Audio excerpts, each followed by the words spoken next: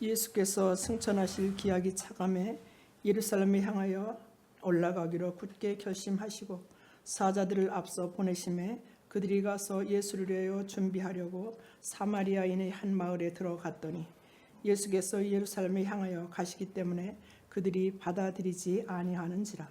제자 야고보와 요한이 이를 보고 이르되 주여 우리가 불을 명하여 하늘로부터 내려 저들을 멸하라 하기를 원하시나이까?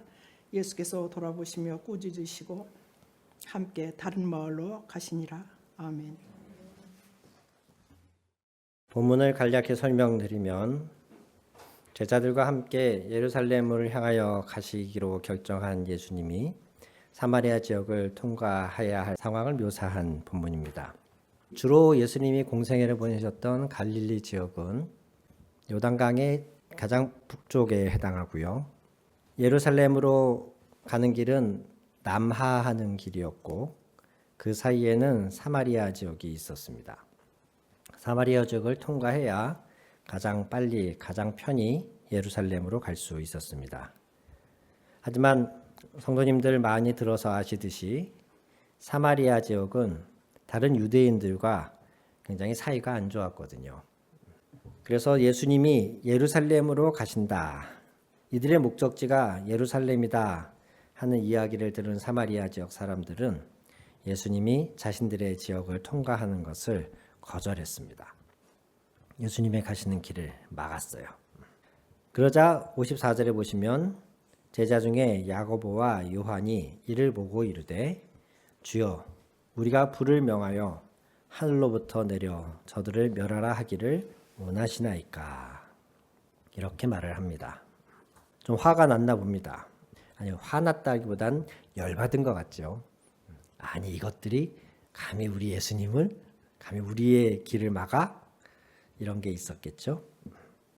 도대체 이 믿음이 어디서 나왔는지 모르겠지만 우리가 불을 명하여 하늘로부터 내려 저들을 멸하기를 원하시나이까? 자신들이 소리치면 하늘에서 불이 떨어질 줄 아는 이 믿음은 어디서 나왔을까요?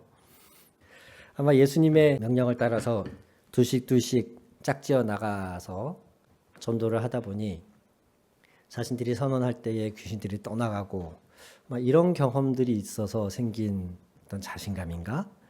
현재로서는 그렇게 추측해 볼 수밖에 없는데 성경 전체를 통틀어 봐도 하늘에서 불이 내려온 경우는 극히 드물죠. 엘리야가 우상 숭배자들과 대립했을 때에 하나님이 제단에 불을 떨어뜨린 경우는 있었고 직접적으로 사람에게 불이 내려서 하나님이 처벌하신 경우는 그것도 엘리야 선지자였던 것 같은데 당시의 왕이 그 선지자를 붙잡기 위해서 군인들을 파견해서 그들을 데려가려고 할 때에 그때에 하늘에서 불이 떨어져서 선지자를 잡아가려고 하던 사람들이 그 불에 희생이 되는 사건이 있었습니다. 이 정도가 전부인데 야고보와 요한은 아주 대단한 믿음을 가졌어요. 잔뜩 예수님에 의하여 고무되어 있고 예수님과 자신들이 특별하다고 생각했던 야고보와 요한은 자신들을 가로막는 사마리아를 향해서 불을 내려 멸하고 싶어 할 만큼 그 마음에 화와 분노가 가득한 모습을 보여줍니다.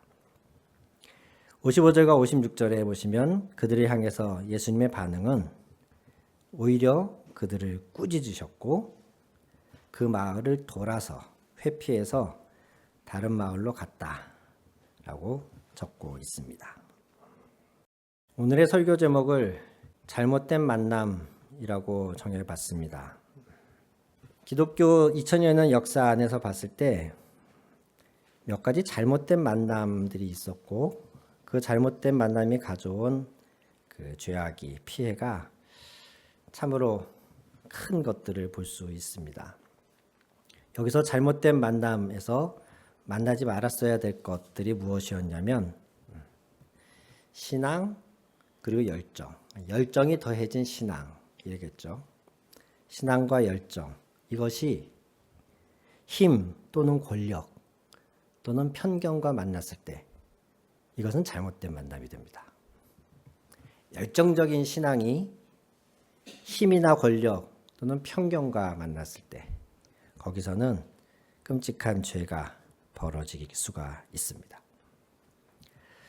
오늘 본문에서도 야고보와 요한이 도대체 어디서 그런 믿음을 갖게 되었는지 모르겠지만 그들은 자신들이 명하면 불이라도 내릴 것 같다라는 강력한 믿음이 있었고 자신들이 따르는 예수님이 문전박대에 당하는 모습을 보고서 참지 못하는 분노가 일어났습니다.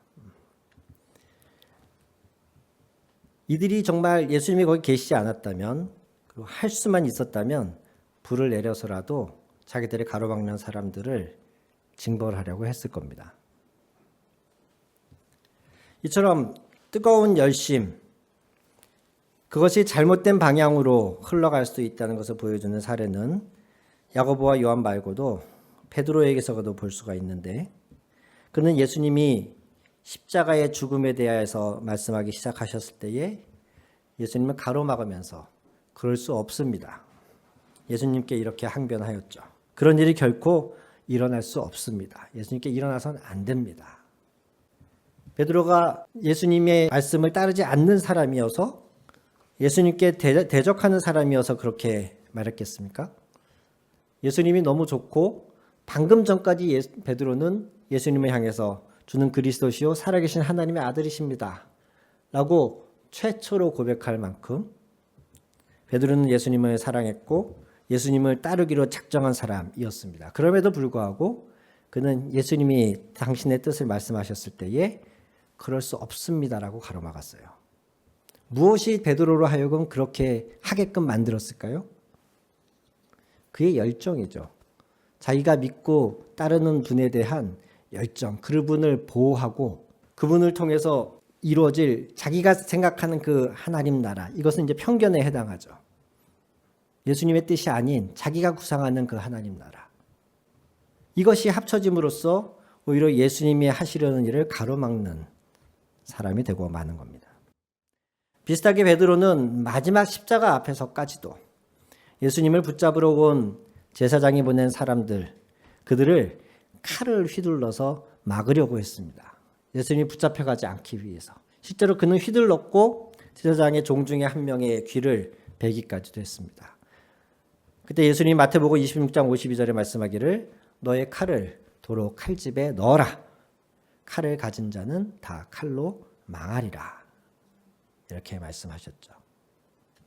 비슷한 신앙적 열성을 가진 우리 기독교가 2000년의 역사를 자랑하는 기독교가 그 신앙적 열정이 권력이나 편견과의 잘못된 만남을 통해서 비극적인 일을 이룬 경우 또 이런 것이 있습니다. 14세기에서 17세기 사이에 횡행했던 거의 400년 가까이 유럽을 휩쓸었던 마녀 사냥이 그 좋은 예 중에 하나입니다. 적게는 20만 명, 많게는 50만 명까지도 추산되는 희생자를 낳았던 중세의 마녀 사냥은 신앙을 지키려고 하는 열정 때문이었습니다. 마녀 사냥에서 내세웠던 명분은 영혼 구원 그리고 이단 척결이었습니다. 당시의 마녀는 사탄과 연관된 존재였고 기독교 신앙을 훼손시키고 사회 질서를 위협한다고 여겼습니다. 그런 편견들을 성직자들이 부추겼습니다. 심지어 아주 체계적으로 예를 들면 마녀의 망치라는 제목의 책자 같은 경우는 마녀는 어떤 존재인지, 마녀를 어떻게 색출하는지, 마녀를 어떻게 고문하는지 이런 것들을 잘 체계적으로 정리해 놓은 책이었어요. 이렇게 체계적으로 마녀에 대한 공포와 두려움을 사람들에게 새겨놓고 사람들을 교육해서 이 마녀들이 당시의 사회와 신앙의 체계를 무너뜨린다는 공포심을 조장한 뒤에 적극적으로 마녀를 사냥하기 시작했습니다. 두려움, 열정, 깊은 신앙심 이런 것들이 뒤섞여서는 수많은 사람들의 무고한 생명을 앗아가는 그런 통로가 되었던 거죠. 마녀 사냥에 동참하지 않는 사람들, 때로 마녀라고 여겨지는 사람을 숨겨주거나 암암리에 그를 두둔하는 사람들은 마녀와 연관된 사람, 마녀에게 부역하는 사람으로 여겨져서 같은 처벌을 받기도 했었습니다. 당시의 캐톨릭은 그렇게 외쳤습니다. 악으로부터 신자들을 보호하기 위한 신성한 임무이다. 마녀를 색출하고 마녀를 죽이는 일은 신성한 임무이다. 이 마녀 사냥보다 조금 앞서서 11세기에서 13세기에 있었던 로마 가톨릭의 십자군 운동은 그것도 약 200년간 이어진 큰 전쟁, 종교 간의 전쟁이었는데 역사학자들은 이 기간 동안에 수백만 명이 전쟁으로 또 전쟁으로 인하여 무너진 경제 때문에 기아와 질병 등으로 목숨을 잃었다고 추정하고 있습니다. 이 십자군 전쟁을 도모할 때에 로마 가톨릭이 외쳤던 구호는 데우스 불트라는 라틴어였는데 이것은 곧 하나님이 그것을 원하신다라는 뜻이에요.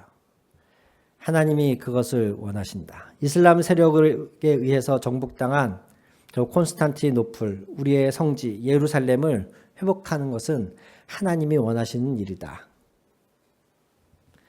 이렇게 외치면서 심지어는 십자군 전쟁에 나가서 싸우다 죽으면 모든 죄가 사면받고 천국에 간다 라고까지 선포하면서 많은 사람들을 전쟁터로 몰아넣었습니다.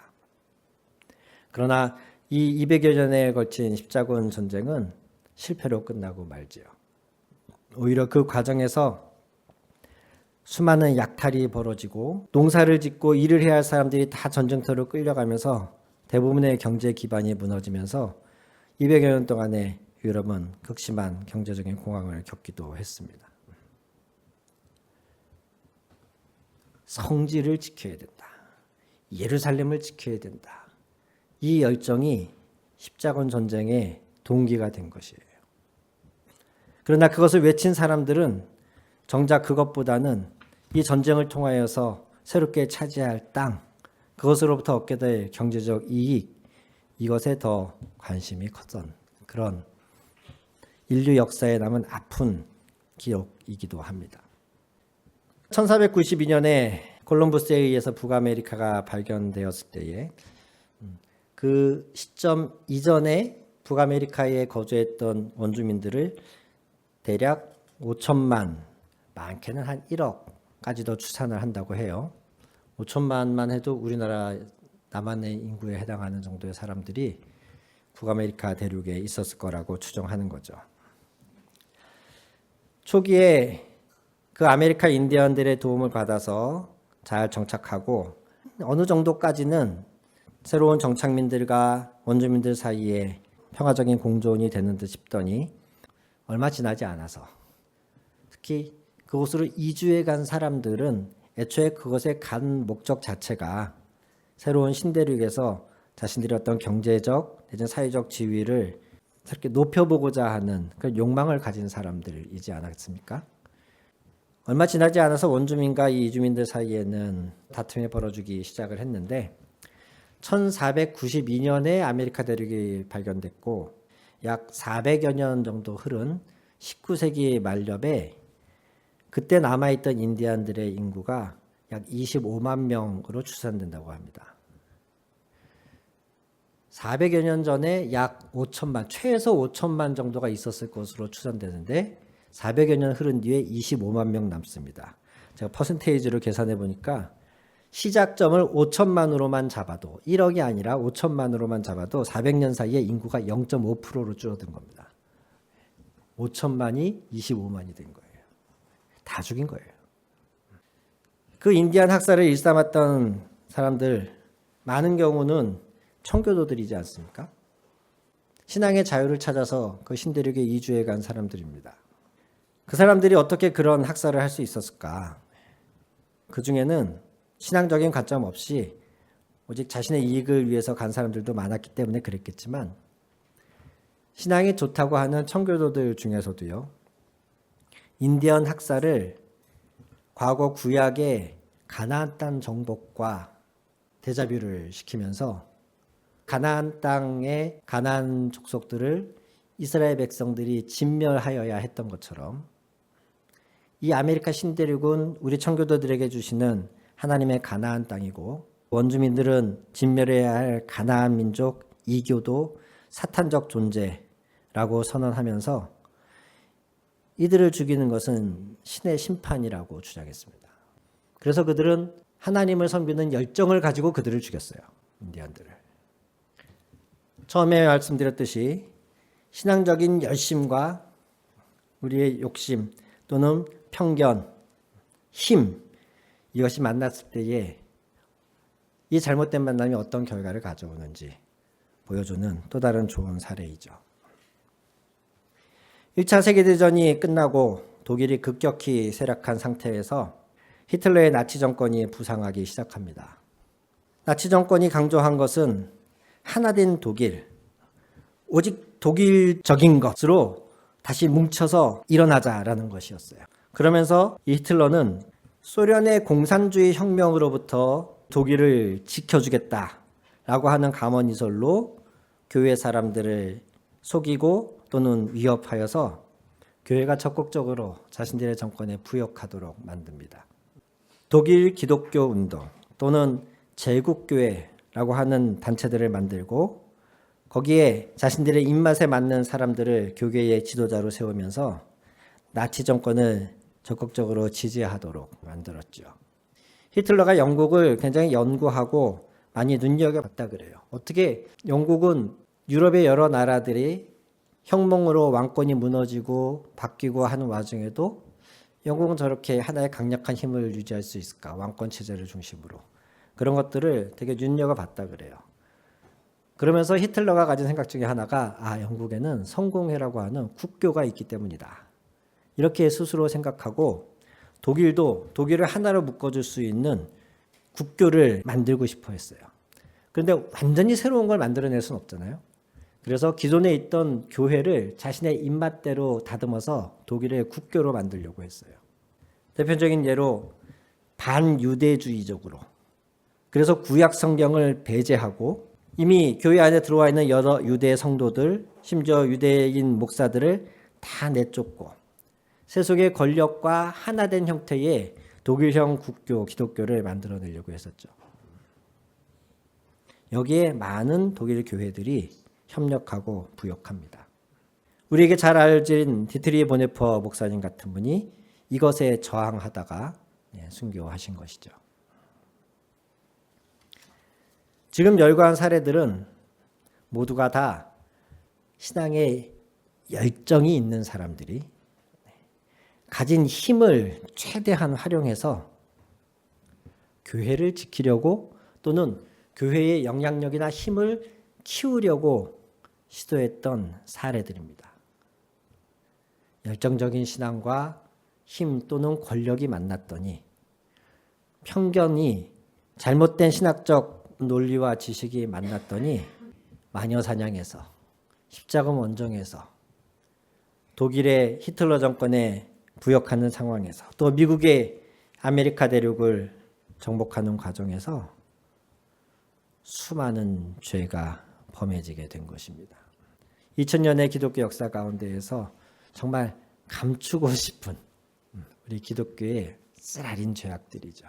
두고두고 우리가 크리스찬이라면은 회개하고 이것을 하나의 본보기 삼아서 같은 길을 가지 않도록 늘 깨어 있어야 하는 사례들에 해당합니다. 오카는 목사님이 2005년에 한국교회를 위한 나의 바람과 기도라는 글을 쓰신 적이 있는데 저희 교회에서도 설교 중에 제가 소개한 적이 있어요. 거기에 이런 대목이 있습니다. 열정과 바른 교리를 가지고도 타락할 수 있습니다. 많은 교회들이 성도들이 열정이 없다고 탓합니다.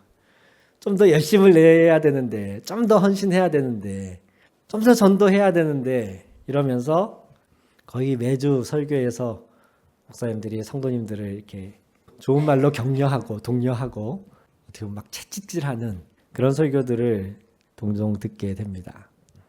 열정 중요합니다. 성령이 충만하면 열정이 생기는 것이 당연합니다. 하지만 열정에는 바른 방향이 필요하다는 것 역시 우리는 기억해야 합니다. 그런데 그 바른 방향이라는 것은 단지 바른 교리가 정해지는 것이 아니더라고요. 열정과 바른 교리. 바른 교리라는 게 뭡니까? 예수 그리스도가 누구신지, 하나님은 어떤 분인지, 성령은 어떤 분인지, 교회는 어떤 존재인지, 천지는 어떻게 창조되었는지 이런 것들을 잘 정리해 놓은 게 성경에 근거해서 잘 정리해 놓은 게 교리 아닙니까? 열정과 이 바른 교리가 있는데도 타락할 수 있더라. 오카노 목사님이 수십 년 목회를 해보니 본인이 경험하신 거예요. 교리 교육 잘 시키고 제자 훈련 잘 시켜놨는데도 분명히 열정과 뜨거움이 있는데도 이상한 방향으로 가는 사람들이 있더라는 겁니다. 오늘날 우리도 깨어 있어야 하겠습니다. 주여 주여 한다고 그래서 다 주님이 알아주시는 자가 아닙니다. 열왕기하 18장에 보시면 히스기야라고 하는 유대의 왕이 종교개혁을 일으켜요. 그 전까지 타락해 있던 유다의 신앙을 다시 여호와께로 되돌리면서 그가 종교개혁을 일으키는데 여러 신당들을 제거하고 아세라 묵상을 깨뜨리고 그때에 열왕기하 18장 4절에 이런 일을 하는데 모세가 만들었던 놋뱀을 이스라엘 자손이 이때까지 향하여 분향함으로 그것을 부수고 느흐스단이라 일컬었더라. 이렇게 적은 대목이 있어요. 모세가 만들었던 놋뱀 혹시 기억하십니까? 이스라엘이 출애굽한 뒤에 광야 생활을 하다가 하나님께 여러 번 불평하잖아요. 그 중에 한 번 이스라엘이 불평하고 원망할 때 민수기 21장에 있는 내용입니다. 하나님이 그들을 징벌하시면서 뱀에게 물려 고통당하게 하신 적이 있어요. 그때 이스라엘 백성들이 회개하고 돌이키자 하나님이 해법으로 주신 것이 놋으로 뱀 모양을 만든 뒤에 그것을 막대기 위에 매달아라. 이것은 나중에 예수님이 십자가에 달리실 것에 대한 예표이기도 합니다. 그 달린 놋뱀을 바라보는 사람들은 뱀에 물렸어도 다 치유를 받았죠. 그것은 십자가에 달리신 그리스도를 바라보는 사람들이 구원을 얻을 것이라고 하는 그 예표로 주신 건데 문제는 그때의 기적을 경험한 이 이스라엘 백성들이 그 놋뱀을 히스기야 왕 때까지 과연 이 사이의 기간이 여러분 얼마나 될 것 같으세요? 광야 생활할 때 뱀에 물려서 혼났던 그때와 그 중간 과정을 생각해 보세요. 이제 사사 시대를 거치고 사무엘 상하를 거치고 다시 남북이 분열되고 여러 왕이 있다가 지금 히스기야라고 하는 유대의 왕이 세워진 시점. 약 700년에서 800년 사이의 시간이 흐른 때입니다. 최소 700년이에요. 이 기간 동안 그 놋뱀을 향하여 분향하고 있었더라. 문제는 이 놋뱀은 그저 놋으로 만든 고철에 불과하다는 것이에요. 느흐스단이라 그것을 놋뱀을 때려 부순 뒤에 히스기야가 그 놋뱀을 향해서 뭐라고 했냐? 이것은 느흐스단이다 했어요. 이 느흐스단이 뭐냐? 놋 조각이다 이거예요. 우상을 때려 부순 뒤에 이건 나무 조각에 불과해. 이건 그냥 철 조각이야. 이건 그냥 돌로 만든 모형일 뿐이야. 이건 놋으로 만든 뱀의 모형일 뿐이야. 그렇게 선언하는 것이야. 이것은 분향을 하거나 섬기거나 제사를 드려야 될 신령한 존재가 아니고 이건 그냥 놋 조각이야. 하나님이 한때 이것을 통해서 역사하셨지. 그러나 그건 그때 하나님이 역사하셨기 때문에 그러한 기적이 일어난 것이지 이 놋 조각 자체가 무슨 영험한 존재이거나 신령한 존재이거나 특별한 영적 능력을 가진 존재가 아니야. 그러면서 놋뱀을 때려 부신 것이에요. 문제는 이와 비슷한 현상이 우리 안에도 일어나지 않느냐 하는 것입니다. 이런 예를 들면 어떨까요? 어떤 상자 안에 하나님의 말씀 성경책을 잘 보관했다고 생각을 해보세요. 그 성경책을 담긴 상자를 빼앗기지 않기 위해서 불에 타거나 훼손되지 않게 하기 위해서 최선을 다해서 노력하는 거 필요하죠. 그러나 그렇게 하는 것이 성경을 잘 지키는 겁니까? 성경책을 너무 귀해서 훼손될까 봐 들춰보지도 못한 채 그저 이 성경책을 금고 안에 넣어놓고 잘 보관하는 것, 이게 하나님 말씀을 잘 지키는 겁니까? 과거 저 놋뱀이 하나님의 놀라운 역사의 통로가 되었다 그래서 700년 동안 그 놋뱀을 향해서 분향하고 그 앞에서 제사를 드리는 것이 그것이 하나님을 잘 섬기는 겁니까? 아니에요. 성경을 하나님 말씀을 잘 지키는 것은 펼쳐서 읽고 내 마음에 새기고 그것을 암송하고 그것에 따라 사는 것이 말씀을 잘 지키는 것이지 성경책 자체를 잘 보관하는 게 하나님 말씀을 잘 지키는 행위가 아닙니다. 우리가 가진 신앙은 기독교라는 틀을 잘 지킨다 그래서, 우리 감리교라고 하는 조직을 잘 지킨다 그래서, 감리교, 장로교 은근 서로 되게 자부심이 있습니다. 서로 경쟁합니다. 우리 교단이 최고라고 저마다들 얘기하고 자신들의 신학이 최고라고 이야기합니다. 감리교를 잘 보존하고 장로교를 잘 보존하는 것이, 그것이 복음을 잘 지키는 것이고 하나님의 뜻을 이루는 것일까요? 아닙니다. 지금까지 사례로 말씀드렸던 역사에 깊은 상처를 남겼던 우리 기독교의 죄악들은, 다시 말씀드리지만 다들 신앙적인 열심을 가지고 시작되었습니다. 마녀들로부터 그 신앙을 잘 지키기 위해서, 예루살렘을 비롯한 여러 성지들을 이슬람 이교도들로부터 다시 되찾기 위해서, 아메리카 대륙을 하나님이 자신들에게, 믿음의 후손인 자신들에게 주신 가나안 땅이라고 생각하면서 그 땅을 정복하기 위해서 열심을 냈던 그 사람들에 의해서 이러한 죄악들이 행해졌습니다. 오늘 예수님이 야고보와 요한 앞에서 하셨던 것처럼, 야고보와 요한에게 예수님이 동의하시면서 그래 맞아, 감히 하나님의 아들인 나를 대적하다니, 우리의 앞길을 막다니, 이러면서 같이 화를 내시고 같이 하늘에서 불을 내리도록 하셨는가? 우리가 이것을 돌아보면서 우리가 지키고자 하는 것이 정말 제대로 신앙의 본질인지 기독교의 본질인지를 돌아보아야 한다고 생각합니다. 자고로 저는 그렇게 생각합니다. 기독교가 힘, 권력과 만나면 거기서부터 부패하기 시작합니다. 힘을 이용해서, 권력을 이용해서, 또는 그 권력을 지지하여서 기독교가 기독교라고 하는 교세를, 자신들의 지위를 확장하거나 지키고자 한다면, 그것은 오늘 예수님이 제자들을 꾸짖으셨던 것처럼 하나님으로부터 꾸짖음 받을 일이라고 저는 생각합니다. 특히나 그 방법이 폭력적이고 비인간적이고 무자비한 방법이라면 더더욱 그렇습니다. 오늘 우리가 우리 자신을 돌아보면서 우리의 신앙적 열성이 예수님이 바라시는 것과 과연 일치하는지, 내가 열정을 가지고 베드로처럼 칼을 빼어 휘두르면서 지키고자 하는 예수님이 과연 정말 예수님이 바라시던 그 예수님의 모습인지, 폭력과 무자비한 방법을 동원해서라도 권력과 힘을 등에 업고서라도 지키고자 하는 이 교회라고 하는 것이 과연 예수님이 우리에게 주기 원하셨던 본래의 그 교회의 모습의 교회인지, 아니면 내가 생각하는 어떤 허상을 가지고서 이것이 교회야 라고 생각하면서 예수님과는 전혀 다른 방향으로 가고 있지는 않은지, 오늘 야고보와 요한의 열심이 오히려 예수님으로부터 꾸짖음 받았던 이 상황을 우리의 현실의 삶에 돌이켜보면서 우리 교회가 다시금 마음의 중심을, 복음의 중심을 회복해야 할 때라고 저는 믿습니다. 헌법재판소가 엊그제 내린 판결에서 여러 내용이 있었지만 저는 그 중에 저 말을 우리 교회가 할 수 있었다면 얼마나 좋았을까 하는 대목이 있었습니다. 헌법재판소 재판장 대리하시는 분이 국회 대변인들을 향해서도 또 윤 대통령의 대변인들을 향해서도 번갈아 가면서 그런 말씀을 하시더라고요. 서로가 서로를 존중했어야 합니다. 이것은 대화와 타협으로 풀어갔어야 할 문제입니다. 한국교회가 지난 몇 달간의 상황 속에서 그 목소리를 교회가 냈어야 하는 목소리 아닌가.